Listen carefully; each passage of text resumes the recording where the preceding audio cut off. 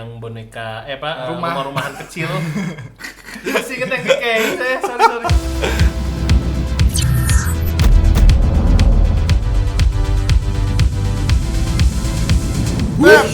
Kembali lagi bersama kita di Re-Edit Reaksi Editor Indonesia bersama Bani Adil, Dada Jadar, dan gue Chandra Leo. Dan kali ini adalah suatu requestan yang cukup banyak ya. Yep. Video klip dari Via Valen dituduh plagiat oleh netizen-netizen. Ya.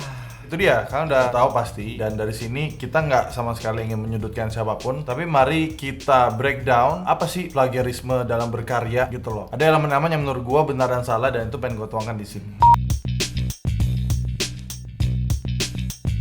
Oke, kita langsung point out yang obvious dari beberapa yang sudah kita lihat nih, kayak misalkan scene Yang boneka Rumah. rumah-rumahan kecil. Masih inget yang kayak saya, sorry. Kemudian yang nuang air yang pakai gelas dan juga ada yang jatuhin bulu-bulu itu. Ya, Kemudian tiduran. scene tiduran. Itu yang paling obvious banget, yang tiduran Ya, berdua. beserta yang joget. Dance, Ya, yang dance. joget ya. Emang banyak banget kemiripan, jadi banyak orang yang ngeh dan enggak juga. Sebenarnya yang harus disalahkan itu bukan ke Via Valen ya sebenarnya. Betul sekali. Via Valen kan adalah sebuah, Seorang. gue kira tangga sepeda bro. Via Valen bukan. Via Valen kan di sini kan ada sebuah talent. Ini lagu dia ada sebuah talent. Jadi dalam proses buatan video klip ada yang namanya creative director Yeah. atau creative writernya. Dan kreatif timnya lah. Ini yang tugasnya untuk nge-present, kasih tahu kalau kita akan bikin gini nih, Via Valen, gini. Nah, mungkin ada dua sebenarnya. Pertama, bisa aja kreatif timnya itu melakukan pitching tanpa ada referensi visual, hanya cerita saja berdasarkan skrip berarti. Itu bisa saja di-approve tanpa tahu kalau ternyata referensinya dari Ayu sebenarnya. Contohnya kayak, Ban, gue ada konsep nih, bikin video klip. Gimana? Pertama, ada cangkir, tumpah, terus nyambung ke orang lain di bawahnya. Menarik. Terus tidur-tiduran, lihat kiri kanan. Dan juga rumah-rumahan kecil jadi satu. Menarik juga sih. Boleh udah dipakai tuh idenya tuh. Nah, kan? Budget sesuai, oke.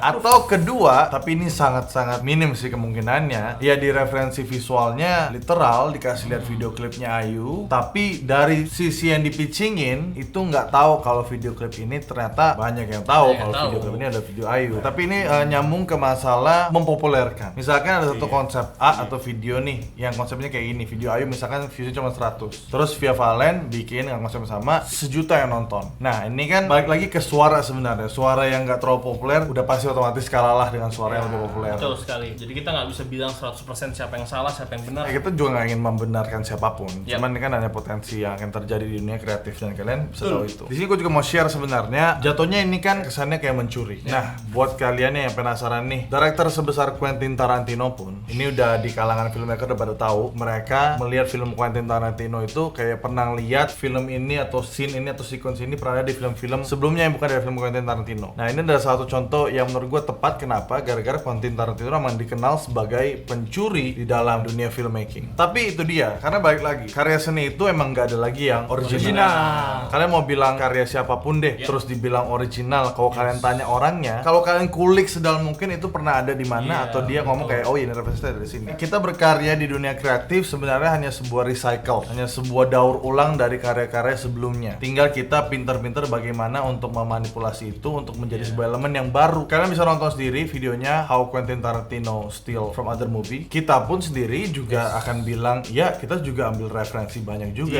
setelah nonton. Gak usah jauh-jauh, kita ngarah ke video klip yang akhir-akhir ini lumayan baru kita bikin, yaitu adalah Bucin. Nah, semua orang suka, banyak orang yang demen, tapi kita punya cara sendiri untuk bisa bikin video klip itu sebenarnya. Yang paling tren dulu deh. Scene paling terkenal itu adalah scene-nya Andovi dan Lopez yang pakai kamera bolt itu ada di video klipnya Kendrick Lamar, yaitu Humble. Sekarang bahas yang bagian kamera trik seperti Humble. Kalau kita plagiat atau jiplak, kamera movement framingnya semua sama. Tapi yang gue lakukan adalah kita ambil pergerakannya baru, posisi-posisinya dengan elemen tersebut ditambah dengan elemen yang lain. Background yang kita pakai atau konsep yang kita pakai seperti Andovi megangin kayak gini dan juga kita di belakang itu gue ambil referensi dari Usual Suspect. Jadi ada dua elemen yang digabungin, bukan plug ketipek satu elemen kasih kasih lihat ke kalian gitu Betul. loh. Salah satu juga yaitu scene-nya bagian Kajo yang hitam putih dan banyak nuannya itu kita juga ngambil dari Doom Dada, TOP punya dengan style yang banyak kan diem dan geser-geser kamera kanan kiri aja gitu. Kita pakai elemen pen kiri kanan yang cepat seperti yang ada di video klip tersebut. Kita pakai hitam putihnya juga, tapi yang kita ubah dari backgroundnya. Betul. Backgroundnya juga kita implementasikan ke liriknya si Jovial. Jadi nggak literal kayak Doom Dada Doom gitu Dada, loh. iya. Dan kita main lighting juga di sana. Iya. Ada beberapa elemen yang sebenarnya nggak ada di sana tapi kita masukin juga, kita jahit jadi satu gitu. Kita juga terinspirasi bukan dari video klip, bukan dari film, dari TikTok bahkan. Oh iya. Ricardo Milos. Ricardo Milos itu dia. Bahkan tren TikTok kita jahit ke dalam video klip kita. Betul. Jadi, Nah, yang kita pakai adalah elemen editnya, baru visualnya kita punya sendiri gitu. Iya. Itu yang kita satuin lagi. Jadi, again, nggak benar-benar plak tipek. Itu dia. Ini semua tuh hanya sebuah recycle dari sebuah karya-karya sebelumnya. Intinya tinggal pinter-pinter aja kita packaging ke karya yang baru. Ada kata-kata yang sangat bagus dari Bani, yaitu adalah Amati,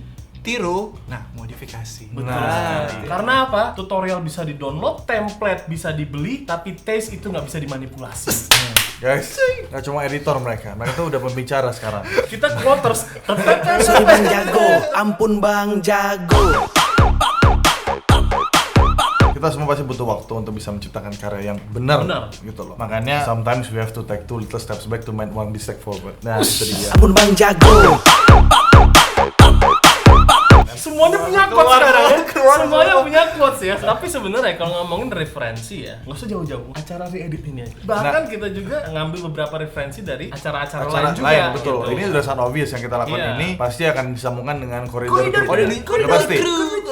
Tapi yang harus kalian tahu, apakah koridor kru melakukan konsep ini original dari mereka? Enggak juga. Itu dia. Poinnya adalah ini adalah sebuah recycle lagi. Iya. Konsep reacting yang kita lakukan sekarang udah dipakai dari kapan tahu. Udah dari zaman dulu. Makanya Bang. dan nggak ada yang pernah mematenkan React ini. Walaupun pernah ada kasus itu Fine Bros pernah mematenkan React. Betul. Tapi akhirnya di cancel gara-gara sangat merugikan banyak orang. Kita juga pasti respect dan koridor kru, bukan berarti kita nggak konsepnya. Justru kita sama-sama gitu loh, kasih orang tahu, karena gue yakin kontennya koridor kru itu nggak semua orang Indo ngerti gitu loh. Iya. Kita bawa dengan bahasa kita, dengan cara kita untuk kalian semua. Iya. Itu dia. Untuk kalian gimana? Ya, simpel aja Redditnya. Intinya jangan plagiat tapi giat untuk mencari Duit.